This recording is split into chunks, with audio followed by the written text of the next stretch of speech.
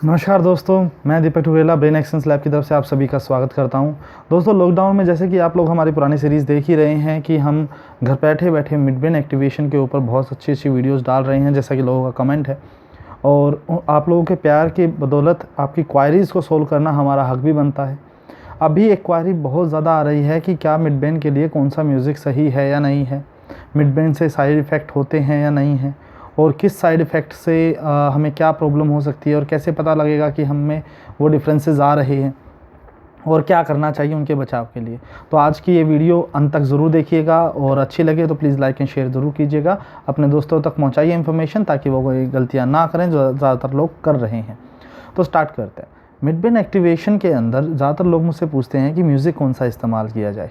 देखिए, म्यूज़िक को सबसे पहले ऐसे समझिए कि म्यूज़िक हर इंसान के ऊपर अलग तरह से काम करता है। कोई म्यूज़िक आपको पसंद होता है, कोई म्यूज़िक पे आपकी बॉडी अलग तरह से रिस्पॉन्ड करती है, किसी म्यूज़िक पे अलग।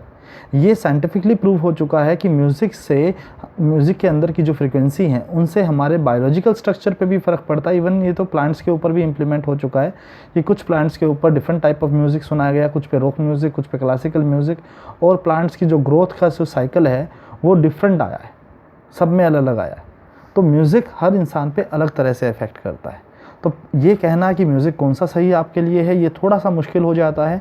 इसके लिए आपको किसी एक्सपर्ट, म्यूज़िक एक्सपर्ट की या मिड ब्रेन एक्टिवेशन एक्सपर्ट की आपको राय लेनी चाहिए। अब राय नहीं ले सकते, घर बैठे करना है, तो क्या कर सकते हैं?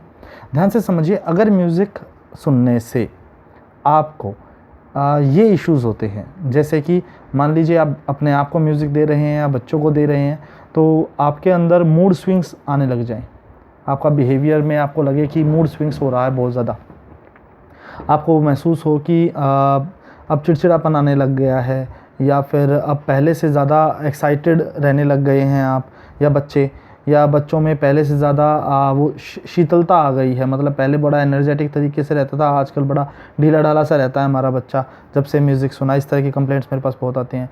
बच्चे आपको कंप्लेंट करेंगे कि सर में दर्द हो रहा है। तो ये भी एक बड़ा इशू है कि बच्चों को सर में दर्द हो जाता है म्यूज़िक ज़्यादा सुनने से। एक्चुअली आप लोगों को यही नहीं पता कि म्यूज़िक की सही ड्यूरेशन कितनी है।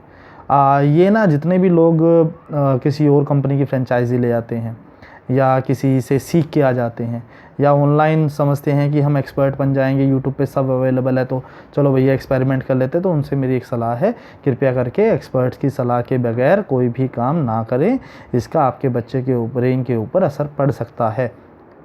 कैसा असर? मान लीजिए कि आपका बच्चा बड़ा पहले स्लो रहता था, वो चुस्त भी हो जाता। एडवर्स इफेक्ट भी हैं और पॉजिटिव भी हैं, देखिए दोनों रहते हैं। लेकिन सही सलाह होना मेरे ख्याल से बहुत ज़्यादा ज़रूरी है ताकि रिजल्ट्स अच्छे आएँ। इसके साथ साथ एक चीज़ ज़रूरी है जो आपको समझनी होगी, वो ये है कि मिड ब्रेन एक्टिवेशन जितनी भी कंपनी करवा रही हैं, उनमें से कई कंपनी, इवन मैं कहूँगा 99% कंपनी ऐसी हैं जो सिर्फ 2 दिन का, 1 दिन का, 4 घंटे का या कुछ मिनट का क्रैश कोर्स करा के बच्चे का ब्लाइंड फोल्ड एक्टिवेट करा के आपको भेज देती है, और आप बड़े एक्साइटेड हो जाते हो कि रातों रात चमत्कार हो गया।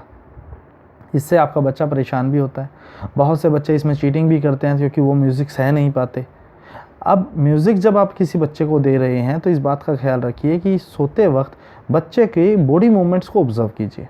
जब बच्चा म्यूज़िक ले रहा है तो उस वक्त उसकी बॉडी मूवमेंट कैसी है, उसके हाथ पैर कैसे काम कर रहे हैं, कहीं एंजाइटी तो नहीं आ रही उसको, कहीं बेचैनी महसूस तो नहीं हो रही, कहीं डर तो नहीं रहा बच्चा, कहीं उसको हेडेक तो नहीं हो रहा, ठीक है, कहीं वो उस म्यूज़िक से इरिटेट तो नहीं हो रहा। तो इस चीज़ का बड़ा गहराई से ध्यान रखने की ज़रूरत है। दूसरा इसमें ये आता है कि म्यूज़िक का जो ड्यूरेशन है, मैक्सिमम कंपनीज़ क्या करते हैं, किसी काम को आप जब बहुत ज़्यादा जल्दी करने की कोशिश करते हैं तो उसमें गलत होने के चांसेस बढ़ जाते हैं या कुछ ना कुछ कमी रह जाती है। इसी तरह से मैं आपको समझाता हूँ कि मिड ब्रेन एक्टिवेशन आप प्लीज़ जब भी अपने बच्चे को करा रहे हैं या खुद भी कर रहे हैं तो म्यूज़िक का जो ड्यूरेशन है वो कम रखिए। कितना कम रखें? चलो एक बार इसको समझिए। आपको जब भी मिड ब्रेन एक्टिवेशन करना है तो 10 मिनट की फिंगर एक्सरसाइज, 10 मिनट की ही आपको करनी है। आप ऐसे समझिए फिजिकल वर्कआउट ब्रेन जिम का 10 मिनट आपको लास्ट के लिए छोड़ने हैं, और बीच का जो टाइम बच गया मीन्स 30 मिनट्स आपके जो बच गए, उसमें आपको मिड ब्रेन एक्टिवेशन का जो म्यूज़िक है प्लस जो मेडिटेटिव स्टेट्स और कमांड्स हैं वो आपको सुनने हैं। तो 30 मिनट का म्यूज़िक मोर देन सफिशिएंट है किसी भी व्यक्ति के लिए। 1 दिन, 2 दिन, 10 दिन में मिड ब्रेन एक्टिवेट नहीं हुआ, 1 महीने में मिड ब्रेन एक्टिवेट नहीं हुआ, 2 महीने में नहीं हुआ, तो निराश मत होइए, हो सकता है तीसरे महीने हो जाए। अडल्ट्स के लिए ये बड़ी प्रॉब्लम रहती है कि वो जल्दी पाना चाहते हैं, क्योंकि बच्चों का रिजल्ट देख के वो उसी के साथ अपने आप को कंपेयर करते हैं। तो दोस्तों अगर बच्चा कोई 2 दिन में कर रहा है ना, तो आप ऐसे सोचिए कि आपको 1 साल भी लग सकता है। आप ऐसे ना समझे कि बच्चा 2 दिन में कर गया तो हम 4 में कर लेंगे, नहीं, ऐसे नहीं होता है। बच्चा 2 में कर रहा है, आपको 1 साल लग सकता है। पेशेंस आपको बना के रखना पड़ेगा, बिना पेशेंस के ये होगा भी नहीं। दूसरा, पेशेंस बनाने के लिए सबसे ज़्यादा ज़रूरी चीज़ क्या है? पेशेंस बनाने के लिए सबसे ज़्यादा ज़रूरी चीज़ है कि आपका जो मिड ब्रेन एक्टिवेशन का जो टारगेट है, जो लक्ष्य है, उसका पर्पज़ क्या है। मीन्स बिना कारण के, बिना वाई के आप अगर मिड ब्रेन एक्टिवेट करने लग गए हैं तो आप कुछ समय बाद निराश हो सकते हैं। कुछ समय बाद आपका कॉन्फिडेंस लेवल लूज़ हो सकता है। आप दूसरों को फिर इसकी नेगेटिव मार्केटिंग भी कर सकते हैं, और बहुत से लोग कर भी रहे हैं सिर्फ इस वजह से क्योंकि उनका नहीं हुआ।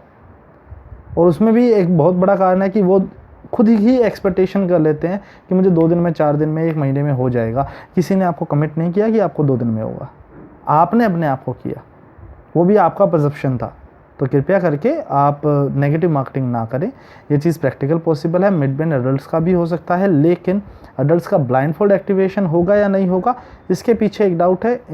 वो कई जगह पे बहुत जल्दी हो जाता है, कई जगह पे नहीं होता है, और नहीं भी होता है तो उसका कुछ खास मुझे नहीं लगता कि कोई ज़रूरत है एडल्ट्स को।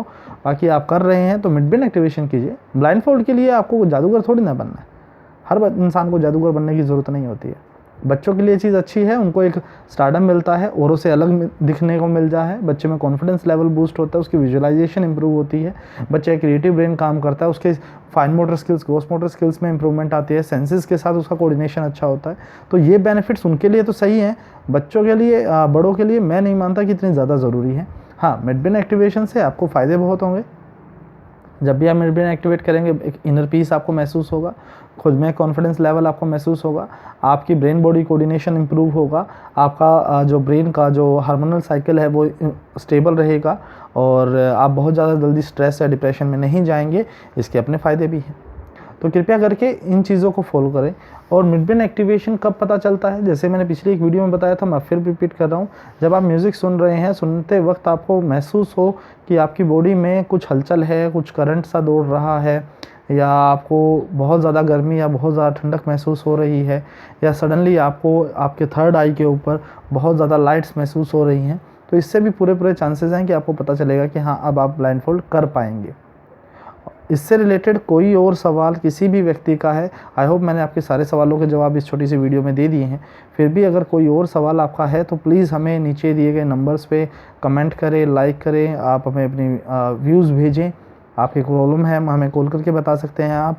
और अच्छी वीडियो लगे तो उन सभी लोगों को भेजें जो मिड ब्रेन एक्टिवेशन से निराश हो चुके हैं या वो करना चाहते हैं। Thank you so much.